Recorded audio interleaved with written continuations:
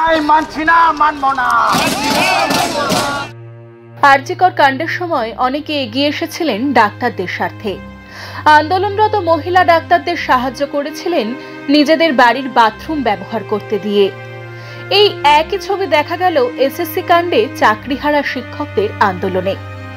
রাতভর সল্টলেকের রাস্তায় কেউ বসে, কেউ বা কাগজ পেতে শুয়ে।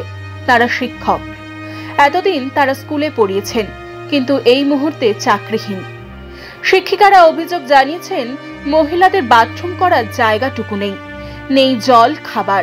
এই অবস্থায় ফেসবুক পোস্ট করে তাদের দিকে সাহায্যের হাত বাড়িয়ে দিয়েছেন দিতিপ্রিয় সরকার নামে এক স্থানীয় বাসিন্দা। কেন এই পদক্ষেপ তার জানালেন এই সময় অনলাইনকে। এটা একটা সামান্য পোস্ট, মানে অবশ্যই যে মেয়েরা আছে তারা যদি জল, বাথরুম এসবের কোনো দরকার হয়, যেহেতু আমি সল্টলেকেই থাকি, তবে যা হয় ফোন নাম্বার দেওয়ার ফলে প্রচুর অবাঞ্ছিত ফোন, অবাঞ্ছিত মেসেজ, একদম অ্যাকচুয়ালি এই বিষয়টা তো সবাই এগিয়ে আসে না, আপনার মতো কিছু মানুষ যারা পাশে থাকতে চাইছেন, সেই কারণে আজকে সকালবেলা ফোন নাম্বারটা ওখান থেকে সরিয়ে দিতে বাধ্য হলাম। যারা দরকার অনেকে ইনবক্সেও মেসেজ করছেন, মেয়েরা পার্সোনালি, তাদেরকে আমি জানিয়ে দিচ্ছি।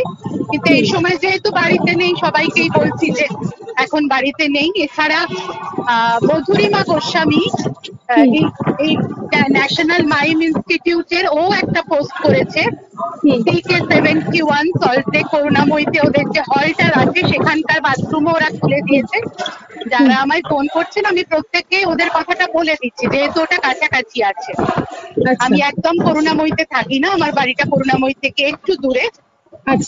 তো এই আর কি। হ্যাঁ, এমনি বাইক রাইড দেওয়ার কিছু নেই আসলে। এটা কোনো মানে ওরা যা স্ট্রাগল করছে সেই তুলনায় এটা কিছুই না। ডাউনলোড করুন এই সময় অ্যাপ, iOS ও অ্যান্ড্রয়েডের জন্য।